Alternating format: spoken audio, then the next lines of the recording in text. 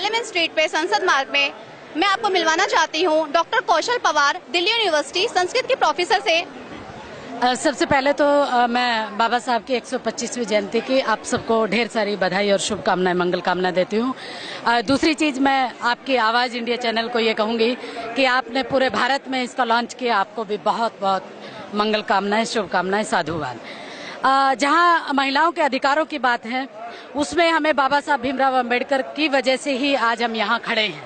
आज मैं दिल्ली यूनिवर्सिटी में जो भी बन पाई हूँ, बाबा साहब भीमराव अंबेडकर की हिंदू कोड बिल जो बाबा साहब ने दिया था हमें, और जो पूरी तरह से अगर पास हुआ होता तो आज महिलाओं की स्थिति का अलग ही तरह का दृश्य होता। लेकिन फिर भी जब बाबा साहब भीमराव अंबेडकर ने हिंदू कोड बिल दिया, उसी की बदौलत आज मैं दिल्ली यूनिवर्सिटी में संस्कृत की अध्यापिका हूँ, संस्कृत पढ़ाती हूँ।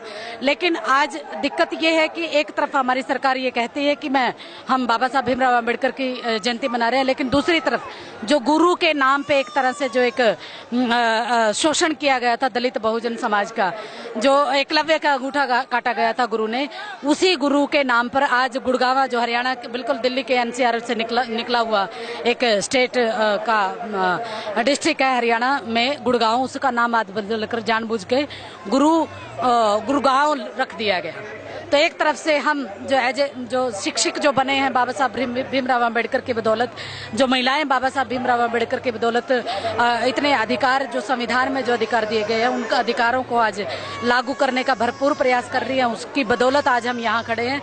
लेकिन दूसरी तरफ दोबारा से फिर उन्हीं चीजों की उन्हीं की तरफ लेके जाने की एक तरह से सरकार की एक मुहिम है। इसके लिए हमें आज बाबा साहब भीमराव अंबेडकर की जयंती पे ये प्रण लेना चाहिए कि ऐसे ये काम जो दोबारा से फिर उसी तरफ धकेला जा रहा है, जो बाबा साहब भीमराव अंबेडकर ने इतने संघर्षों, अपने परिवार को, इतने पूरे समाज के लिए इतना कुछ किया, दोबारा फिर हम उसी की तरफ बढ़ रहे हैं। हमें ये प्रण आज की बाबा साहब भीमराव अंबेडकर की जयंती में लेना चाहिए। एक बार फिर से आपका बहुत बहुत साधुवाद। मैं बहुत बहुत धन्यवाद करती हूँ डॉक्टर कौशल पवार जी का।